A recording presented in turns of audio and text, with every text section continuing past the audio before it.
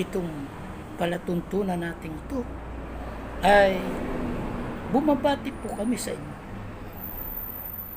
Ang ating pong paksang pinag-aralan ng nakaraan ay tungkol po sa kalagayan ng ating Panginoong Hesukristo at ng ating Panginoong Diyos.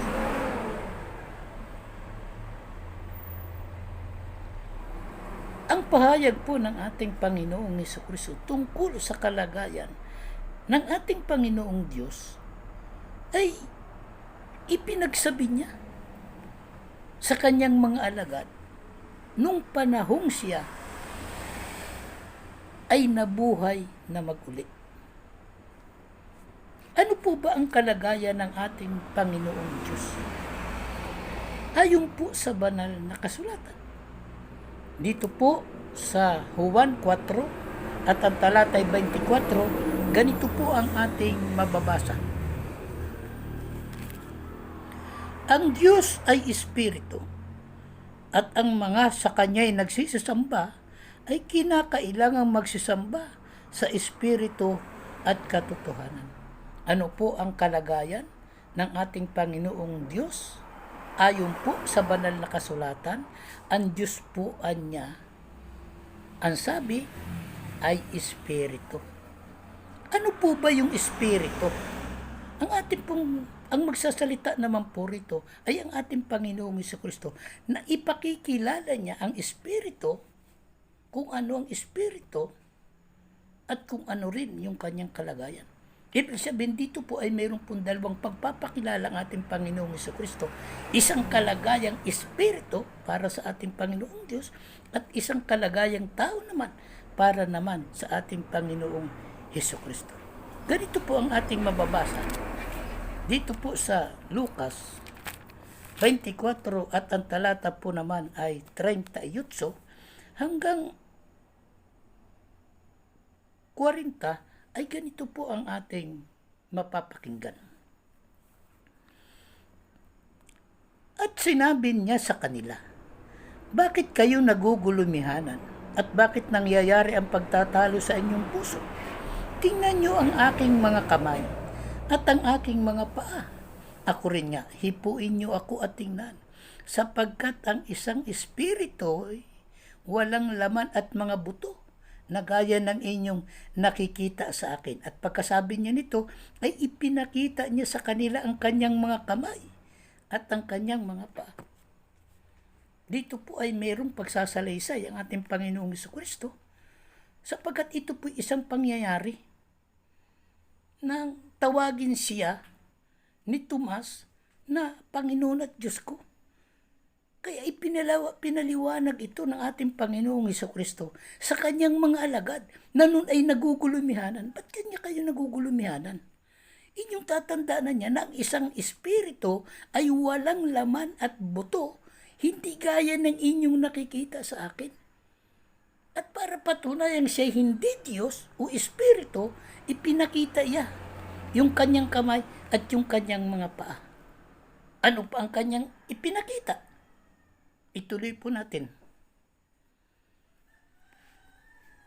Sa 41, samantalang hindi pa sila nagsisampalataya dahil sa galak, ay nagsisipanggilalas at sinabi niya sa kanila, mayroon ba kayo riyang anumang makakain? At binigyan nila siya ng isang putol na isdang inihaw at kanyang inabot yun at kumain sa harap nila. Pinatunayan ng ating Panginoong Hesukristo na siya hindi Espiritu o hindi Diyos. Bakit? Sapagkat humingi pa nga siya ng isdang inihaw at inabutan naman siya ng mga alagad. Anong kanyang ginawa? Kinain niya.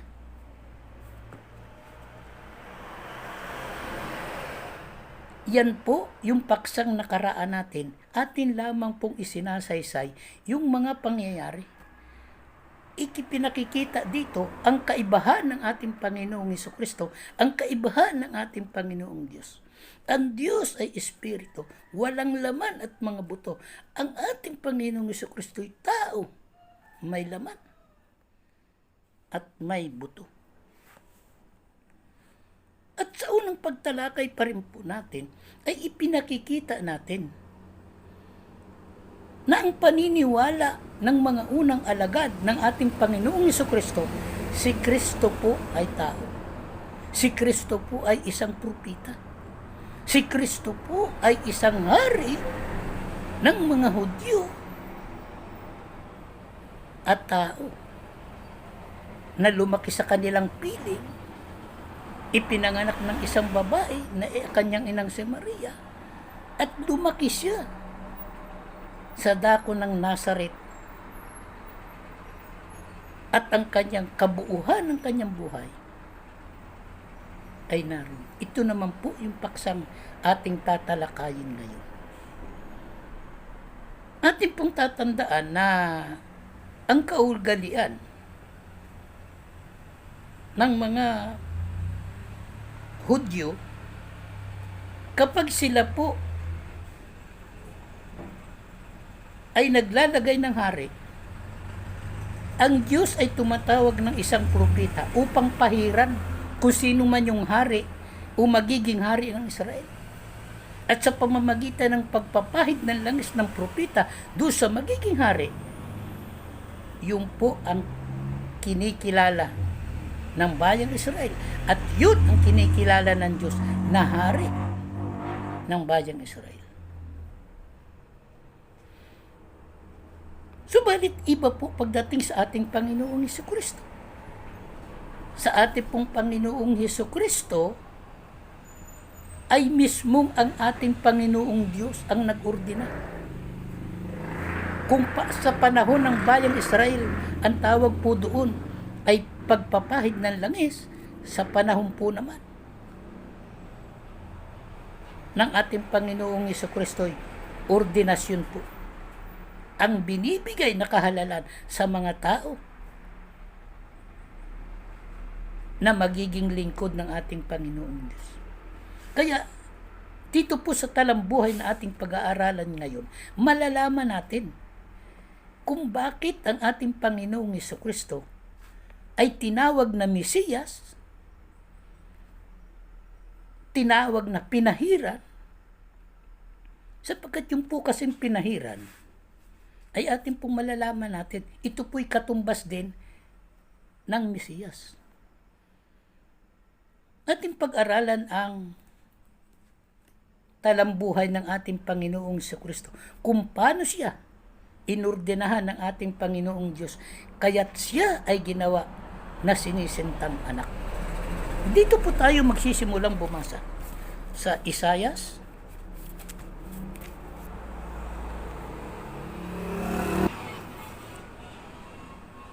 Kaya nga ang Panginoon na rin ang magbibigay ng palatandaan. Maglilihi ang isang dalaga at manganganak ng lalaki, at ito'y tatawaging Emmanuel. Ano po ang sinasabi ng banal na kasulatan tungkol sa talambuhay ng ating Panginoong Hesukristo?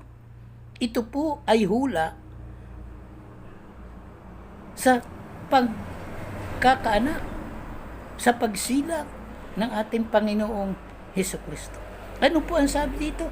Ay magbibigay ang Diyos ng palatandaan. Ano ba yung palatandaan? Ang palatandaan niya ay manganganak ng lalaki, yung isang dalaga. At yung ipanganganak ay tatawaging Emmanuel. Ay ano po ba yung Emmanuel? Na itatawag dun sa bata na ipinanganak ng isang dalaga. Dito po sa Mateo 1:21 hanggang 25 ay ganito po ang ating mababasa. Manganganak siya ng isang lalaki, at ito'y pangangalanan mong Jesus, sapagkat siya ang magliligtas sa kanyang bayan sa kanilang mga kasalanan. Nangyari ang lahat ng ito upang matupad ang sinasabi ng Panginoon sa pamamagitan ng propeta. Maglilihi ang isang dalaga at manganganak ng isang lalaki, at tatawagin itong Emmanuel. Ang kahulugay kasama natin ang Diyos. Nang magising si Jose, sinunod niyang utos ng anghel ng Panginoon. Pinakasalan niya si Maria. Ngunit hindi ginalaw ni Jose si Maria hanggang maipanganak nito ang isang sanggol na lalaki na pinangalan nilang Jesus. Kung ganun po ay natupad yung hula. Ipinanganak yung ating Panginoong Jesucristo ng kanyang inang si Maria. Natupad yung hula doon sa Isaias, nasisilang yung isang batang tatawaging Emmanuel. Ito nga po yung ating Panginoong Jesucristo. Ano po ba ang nangyari sa batang si Jesus? Ito pinag-uusapan po kasi natin dito, yung panahon ng pagkakapanganak sa ating Panginoong Jesucristo. Dito po sa Lucas 2 at ang talata na may 1 hanggang 7 ay ganito po ang ating mababasa. Inyo pong pakinggan ang pagkakabanggit. Nang panahong yayo, iniutos ng Emperador Augusto na magpatala ang lahat ng nasasakupan ng imperyo ng Roma. Ang unang pagpapatalang ito'y ginawa ng Cesarino, ang gobernador ng Syria. Kaya't umuwi ang bawat isa sa sariling bayan upang magpatala. Mula sa Nazaret, Galilea, si Jose pumunta sa Bethlehem, Judea, ang bayang sinilangan ni Haring David, sapagkat siya'y mula sa angkan at lahi ni David. Kasama niyang umuwi upang magpatala rin si Maria na kanyang magiging asawa na nooy kagampan. Samantalang naroroon sila, dumating ang oras ng panganganak ni Maria at isinilang niya ang kanyang panganay. At ito'y lalaki. Binalot niya ng lampin ang sanggol at inihiga sa isang sabsaban sapagkat wala ng lugar para sa kanila sa bahay panuluyan. Ano po ang pangyayaring naganap?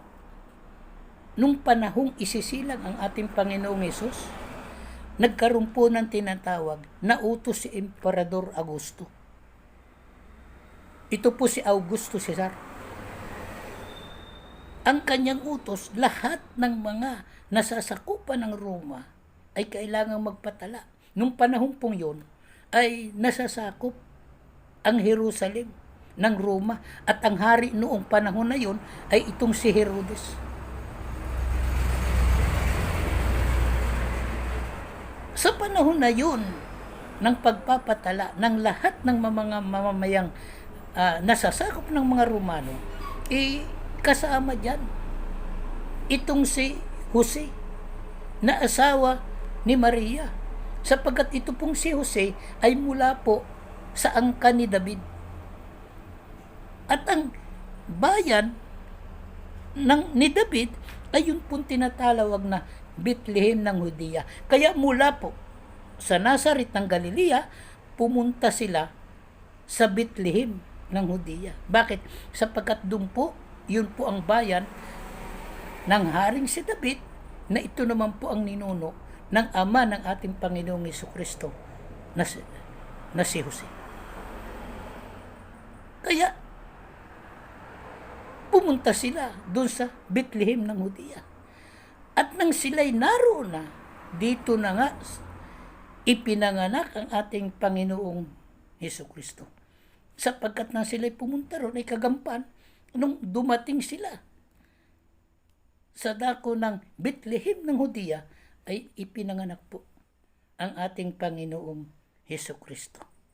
At ang nangyari, ang ating Panginoong Jesucristo ipinanganak, siya po ay binalot ng lampin at inihiga sa isang sabsabang walang laman, sapagkat ang lahat ng bahay nung panahon iyon ay puno, maging ang mga bahay panuluyan o yung tinatawag natin ngayon ng mga lodging. Kaya ang batang Hesus ay naranasan ang hirap.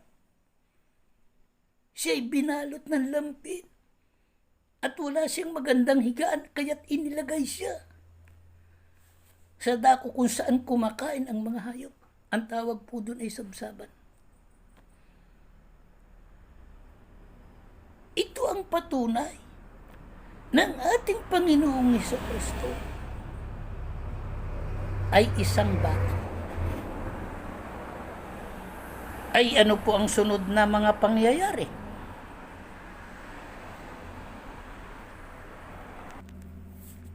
Ano po ang sunod na mga pangyayari na naganap sa buhay ng batang si Jesus?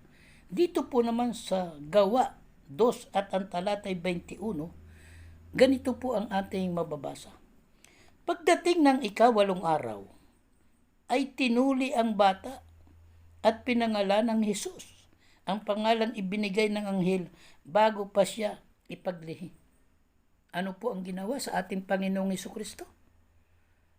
Sa paglipas ng mga araw, sa ika-8 araw ng kanyang pagkakapanganak, abay isa pong kaugalian sa mga Hudyo na kapag ang isang bata ay dumating na sa ika-8 araw, ito po'y tinutuli.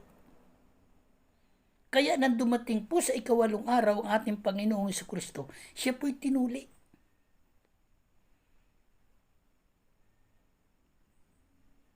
Kung ano ang naranasan ng mga Hudyo, yun din ang naranasan ng ating Panginoong Jesucristo. Ay ano pa pong pangyayari ang naganap sa ating Panginoong Jesucristo nang siya po ay 12 taong gulang na. Dito po naman sa Lucas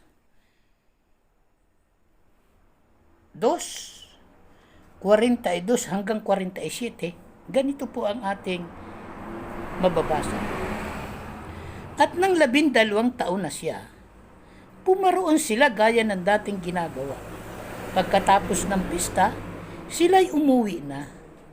Nagpaiwan si Jesus sa Jerusalem, ngunit hindi ito napansin ng kanyang mga magulang sa pag-aakala na isa na si Jesus ay kasama ng isa. Nagpatuloy sila sa maghapong paglalakbay. Nang malaman nilang hindi siya kasama, siya'y hinanap nila sa kanilang mga kamag-anak at kakilala. Hindi nila siya matagpuan, kaya't bumalik siya sa Jerusalem upang doon hanapin. At nang ika-3 araw ay natagpuan nila si Jesus sa loob ng templo, nakaupong kasama ng mga guro. Nakikinig siya sa kanila at nagtatanong, at ang lahat ng nakaririnig sa kanya ay namangha sa kanyang katalinuhan. Ano po ang isang pangyayari sa buhay po ng ating Panginoong Jesucristo nung siya po 12 taong gulang na? Pumunta po sila gaya ng kanilang kaugalian sa Jerusalem. Subalit nung pauwi na sila Maria at sila Jose, akala nila kasama nilang bumalik ang ating Panginoong Jesucristo. Hinanap nung dumating sila sa kanila, hindi nila nakita ang ating Panginoong Jesucristo, kaya't hinanap nila sa kanilang mga kamag-anak, ay wala roon. Hinanap nila sa kanilang mga kaibigan, ay wala rin doon. Kaya't ang kanilang ginaway, bumalik sila sa Jerusalem. At doon nga nakita ang ating Panginoong Jesucristo na nakaupo kung saan ang mga guro ng kautusan ay nakaupo din at nagtatanungan sila. At lahat ng mga guro na nagtatanong sa ating Panginoong Jesucristo ay namangha. Bakit? Sapagkat tinatanong nila sa kanilang isipan, saan nakakuha ng katalinuhan ang batang ito? Ano pa pong naganap sa ating Panginoong Hesus nang siya po ay lumaki na?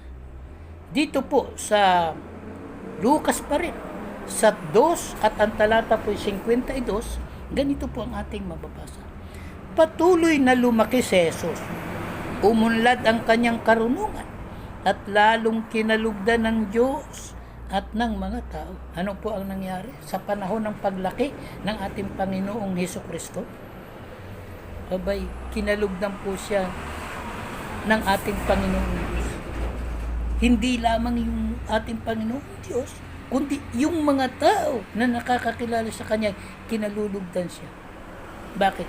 Sapagkat bukod sa matalino na, isang taong mabait at masunurin. Ano po bang edad nagsimula ang ministeryo ng ating Panginoong Jesucristo? Yung pong ministeryo, ito po yung panahon ng pag-aaral, ng pagtuturo ng ating Panginoong Jesucristo. Kailan po ba ito naganap? Ito po, dito po sa Lucas at ang talatay 3 at 23, ganito po ang sinasabi ng banal na kasulatan. Magtatatlongpung taon na si Jesus na magsimula siyang mangaral. Ayon sa palagay ng mga tao, siya'y anak ni Jose na anak ni Eli. Bakit po sumapit pa, hinintay pa ng ating Panginoong Diyos na dumating sa edad ng ating Panginoong Jesucristo 30 anyos bago po siya ordinahan?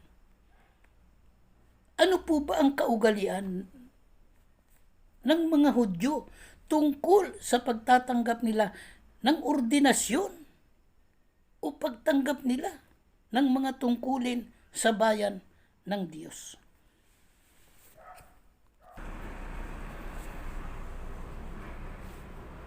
Ganito po ang sinasabi ng banal na kasulatan dito po sa Bilang 4 at ang talatay 3. Dito po ang kaugalian ng mga Hudyo na kung ikaw ay maglilingkod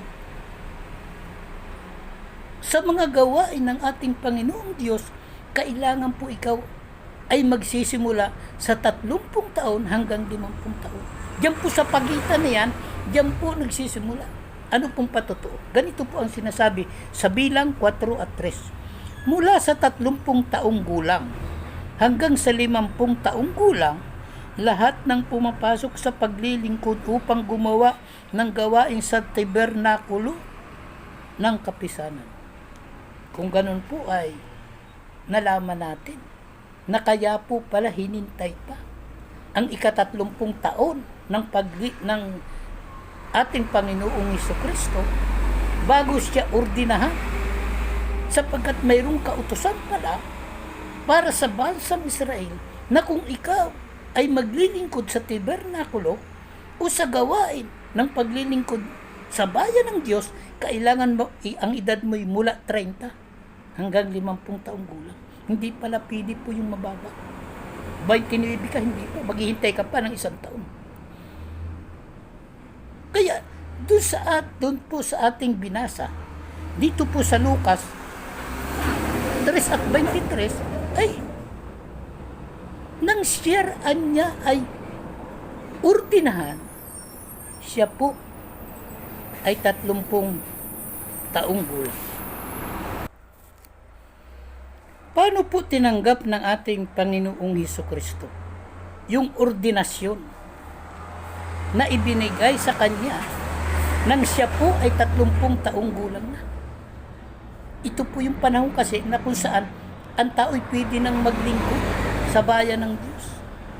Kaya nang dumating ang ating Panginoong Hesukristo sa edad niyang 30, binigyan na po siya ng ordinasyon ng ating Panginoong Diyos mismo. Ganito po ang sinasabi sa Lucas 3:21 hanggang 22.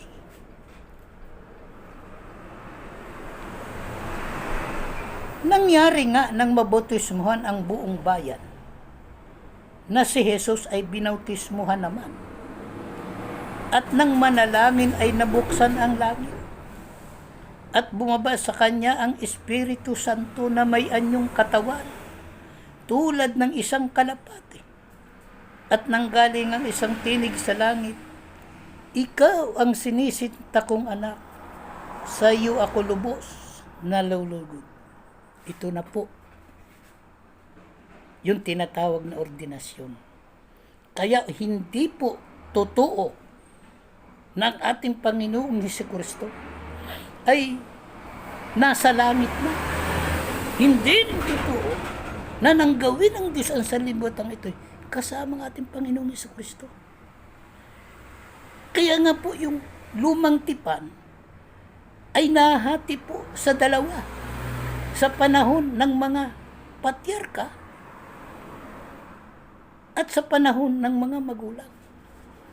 Ang panahon po ng mga magulang, tatandaan po natin, ay nagsisimula po sa panahon ng bayang Israel. Kaya yan po ay nagkakaroon ng tinatawag na bilang. Nagsisimula po ang bilang mula sa 2,000 bago ang Kristo. 1,000 bago ang Kristo. 200 bago ang Kristo. 100 taon bago ang Kristo.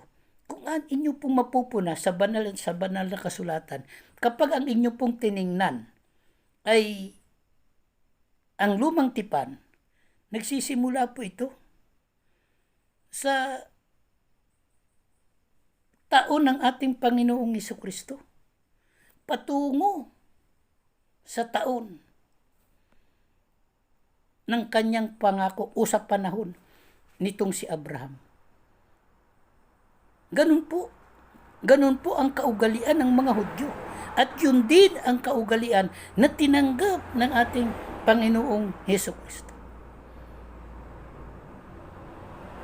Ating pong limiin, ito pong mga pangyayaring ito, ang bumaba po kasi na galing sa langit ay yung Santong Espiritu na kurting kalapati.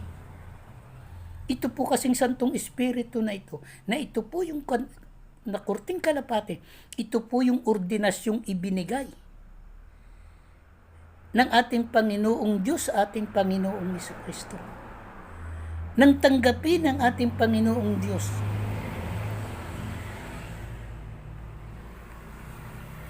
ang kanyang pangako, nang tanggapin ni Kristo ang pangako ng ating Panginoong Diyos sa Kanya, nagkakaroon po ito ng tinatawag na pagpapahid. Ito po yung tinatawag na pagpapahid. Bumaba yung Santong Espiritu na kurting kalapati. Yun ang lumukob sa ating Panginoong Jesucristo.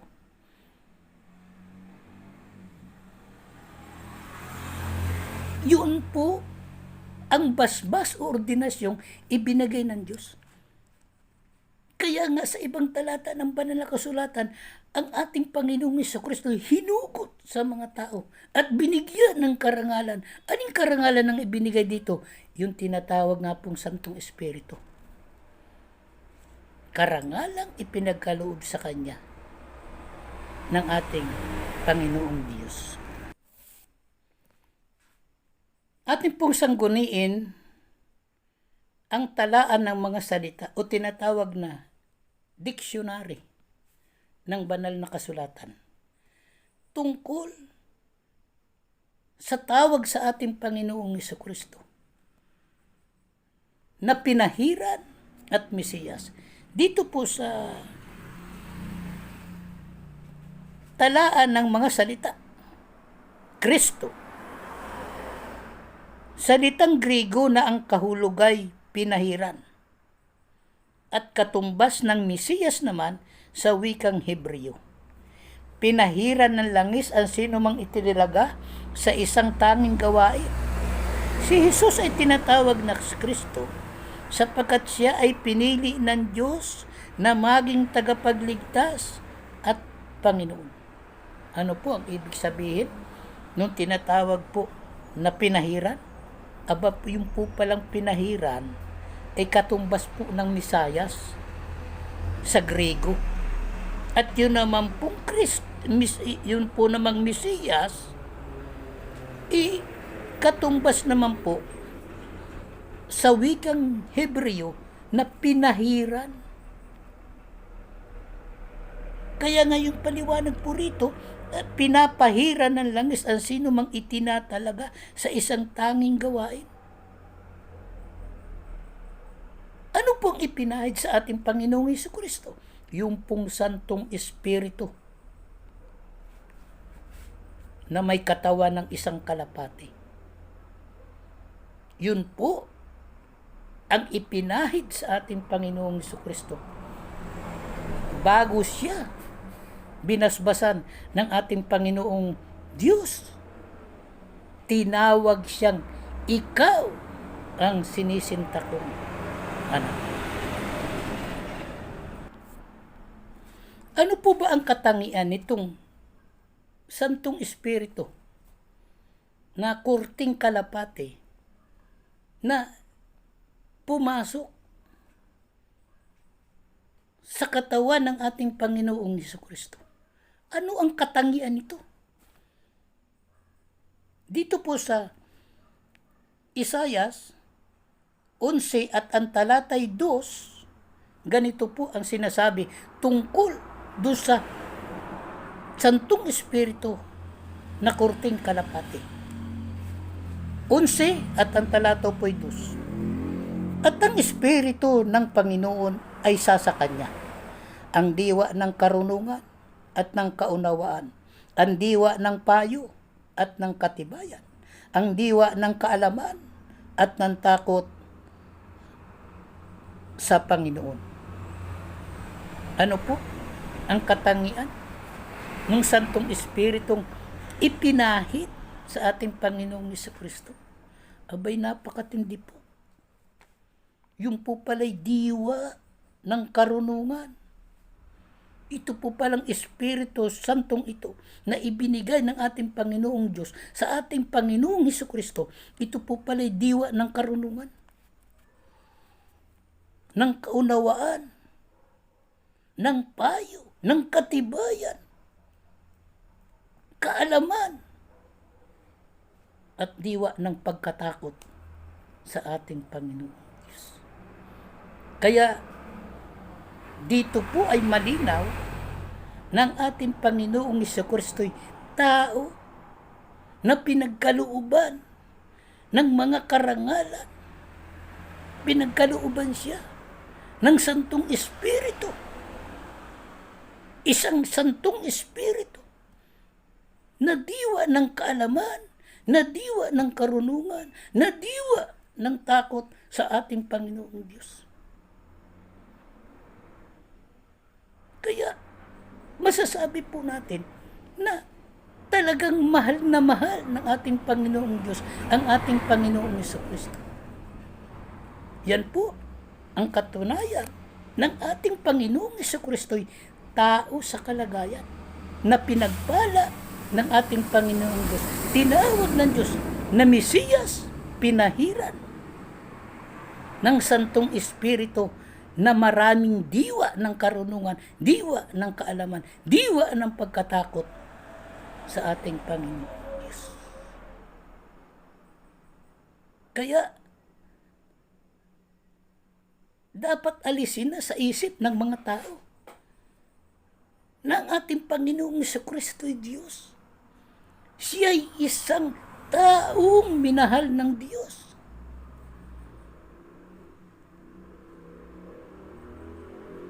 Ibinigay sa Kanya ang karapatan na ang sino magsumampalataya sa Kanya maliligtas.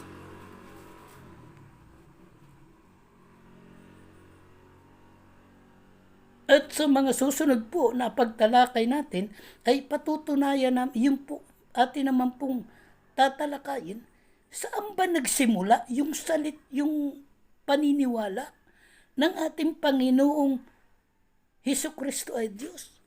Gayong wala naman po yan sa banal na kasulatan. Yan po ay patutunayan hindi po ng banal na kasulatan, kundi patutunayan po yan ng kasaysayan, sapagkat yung aral na ang ating Panginoong Jesucristo ay Diyos. Naganap po yan matapos ng masulat ang banal na kasulatan o ang bagong tipan. At yan po'y sa panahon ng patay na ang mga nagsulat, patay na ang mga apostol at yung mga unang alagad ng ating Panginoong Hesukristo. Yan po ang paksa na ating tatalakayin sa susunod. Ang ating po kasing mga paksang tinatalakay ay nagpapatotoo sa kalagayan ng ating Panginoong Jesucristo bilang tao. Sapagkat ito po ang tunay na pananampalataya ng mga unang Kristiyano. Kaya isa po sa katangian ng mga unang Kristiyano, ang ating Panginoong Jesucristo ay ginawang Mesiyas, ginawang Kristo, pinahiran sa madaling salita ng ating Panginoon Diyos. At siya ay nasa isip na ng Diyos bago palalangin ang sanlibutan ito. Kung kayo po ay mayroong mga katanungan na gusto po nyong sagutin ng palatuntunan ito, kung ito pong inyong katanungan ay nasa banal na kasulatan, sasagutin po ng banal na kasulatan. Subalit kung ang inyong tanong ay wala sa banal na kasulatan, sasagutin naman po kayo ng kasaysayan. Dito po, ang sagot ay walang kuro-kuro, walang palapalagay. Kung ano ang sinasabi ng banal na kasulatan, yun po ang dapat nating paniwalaan. Samahan po ninyo ako sa isang maiksing panalangin. Amang Diyos, marami pong salamat. Napakabuti mo. Sa mga pag-aaral na sinagawa namin ngayon, mapatatak nawa ito, Ama, sa aming mga puso't isipan, upang sa gayon kami ay magmana ng pangakong bayan mo. Maligtas kami sa araw ng iyong galit. Maligtas kami sa araw ng paghuhukom. Makasama kami sa iyong bayan, sa iyo pong banal na pangalan. Patawad po sa aming mga pagkukulang at pagkakasala. Aming hinihiling po ito sa pangalan po ng aming Panginoong sa Jesus na aming pong tagapagligtas.